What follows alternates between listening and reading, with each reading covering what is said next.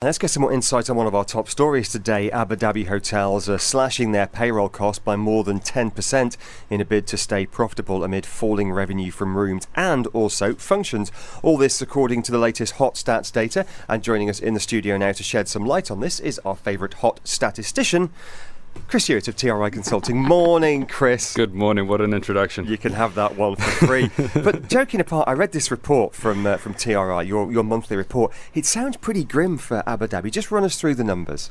Yeah, Abu Dhabi's been facing a number of challenges over the last sort of 12 to 18 months, and a lot of that is driven by the low oil prices that are affecting the market. Abu Dhabi is really impacted by this because it is heavily reliant on the oil and gas sector. The government sector and also corporate demand, and all three of those are heavily integrated. So with the low oil prices, there's been a tightening of belts within government and oil and gas companies and oil and gas related companies. So as a result, average room rates have fallen over the last 12 months. We're looking about 6% drop in the last 12 months, which has had a significant impact on the actual performance and profitability of hotels. And profits are down roughly 11% for the last 12 months. But you say they're slashing costs and they're maintaining profitability by doing that. But how long can they sustain that, Chris? It's challenging, and the forecast is going to make it even more challenging considering the number of rooms that are going to be coming into the market. We've got about 2,000 rooms coming through in the next 12 months, and that is going to come through with a number of big hotels. And big hotels, their main strategy is to get market penetration, and they do that by providing very affordable rates, and that's going to continue to make that landscape even more competitive. What do we know, Chris, about how those costs are being slashed? Are we talking staff? Are we talking mints on pillows? Are we talking parsley garnishes? What? I think you'll look at cost savings across the board. Hoteliers will start looking at creating more efficiencies in the way that they run their operations.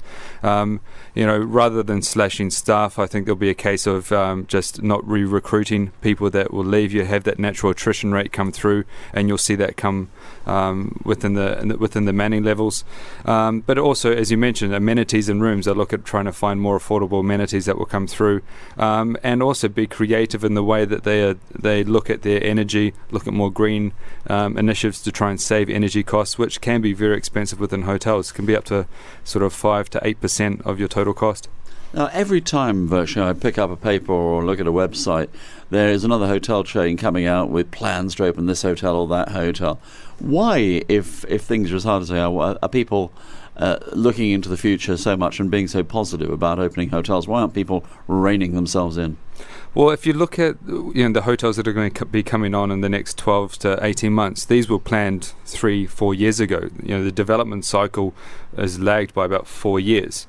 So back when these hotels were planned and studies were completed, the picture was looking a lot different to what it is now. What we've seen as well in Abu Dhabi is that the amount of work that we're doing for new hotels has dropped dramatically, because at the moment, based on the existing performance levels and what we're going to be seeing in the future, there is going to be some challenges when it comes to making some big hotels, particularly luxury 5-star hotels, viable. I mean, I can understand the logic of what you're saying, but it sounds to be a little bit like, well, I've started, so I'll finish. But we learned here in Dubai in the downturn in 2008, 9, 10, 11 that a lot of those hotels that were started then are still not finished. Are we not learning from the sort of earlier lesson? Well, there will be some hotels that will probably be scaled back and the development time will be extended, and they'll probably wait to open that property a bit further on. But at the end of the day, hotels are long-term real estate plays. There are going to be fluctuations in the market. You will have ups and downs, and owners, I think, will have a great appreciation of more realistic returns when it comes to these investments, rather than the short-term returns that they were thinking of when the tide was high. Speaking of tides, or at least tides in washing machines, settle something for me, Chris. You mentioned their cost savings, you mentioned energy efficiencies and green initiatives. I've always wondered, that thing where you get a note telling you to not, to stick a sign on your bed if you don't want them to change your linen, or to change your towels to help the environment.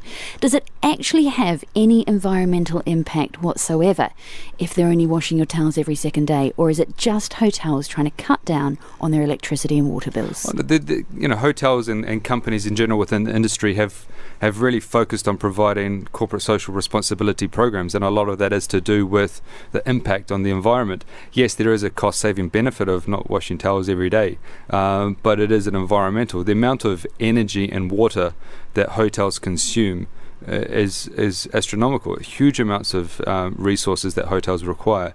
So any small changes that you can see on a daily basis will have a great impact on a longer term basis. Very quickly, Chris, looking at your report, it's not just Abu Dhabi hotels that are suffering at the moment. Looking at some of the other headlines, hotel profit performance in Beirut is slipping back. For Qatar, plummeting rate causing profit woes for hotels in Doha. This seems to be across the board.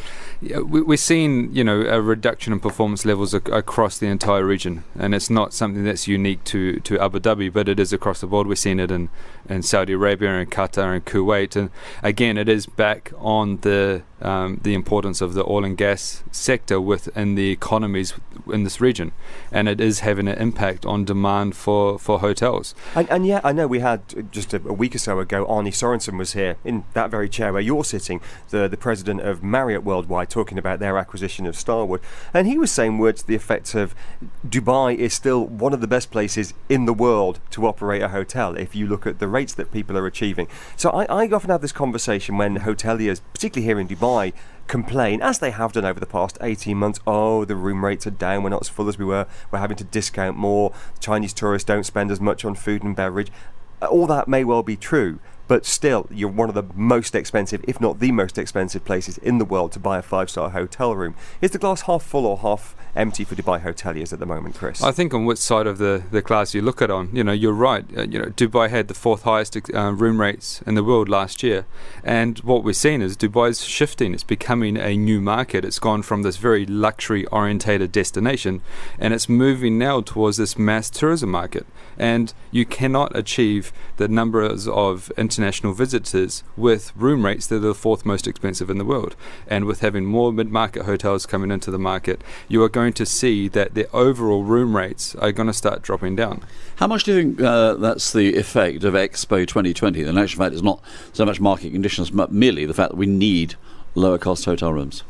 I think it's not Expo. I see Expo as an important event, but it's not what's going to be driving the tourism landscape over the next 5 to 10 years. The Tourism 2020 vision is one that is going to be driving that. The 3 pillars that it's looking at is family tourism, conferences and events, and the corporate market. Those 3 things that the DTCM are very heavily focused on driving tourism into the market. And with the opening up of the theme parks and these new leisure attractions that come through, like Blue Waters down there, these are what's going to be driving the tourist numbers in to achieve that 20 million by 2020. Chris, we're out of time. We'll have to leave it there. Really appreciate you joining us this morning. Chris Hewett of TRI Consulting. Thanks. Thank you.